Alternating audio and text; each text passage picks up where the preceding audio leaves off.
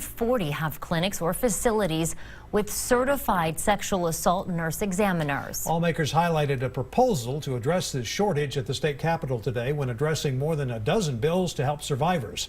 KXAN's Steffi Lee shows us the idea to bring telemedicine into the mix.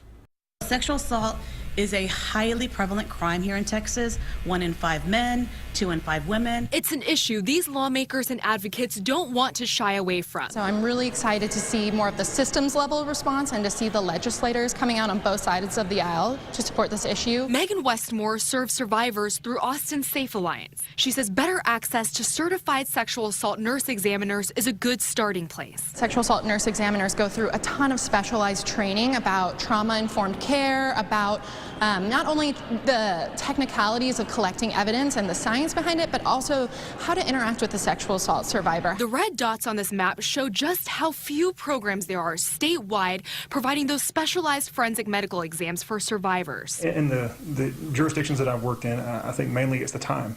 And when you especially look at those further west of Lubbock and further south, they actually have a long drive to go. You're talking about maybe Denver City, who may have a 90-mile drive. One bill aiming to improve that access would create a statewide telehealth program. Local medical providers could connect with certified sexual assault examiners online to get survivors the proper help and forensic medical exam. The more services and knowledge we can share, the better ultimately it will be for survivors. Steffi Lee, KXAN News. The Senate's general appropriations bill also adds an additional $1 million to expand access to sexual assault nurse examiners. Today at the state capitol, several college students also spoke about wanting more protections from sexual assault.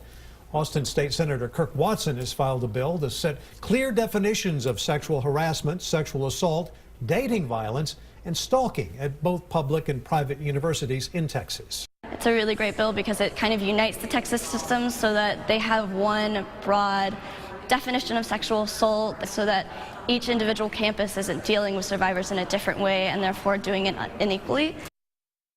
Equal treatment is required under federal law. Federal law also bans sexual harassment and sexual violence against students, and it requires institutions to have a process for investigating cases.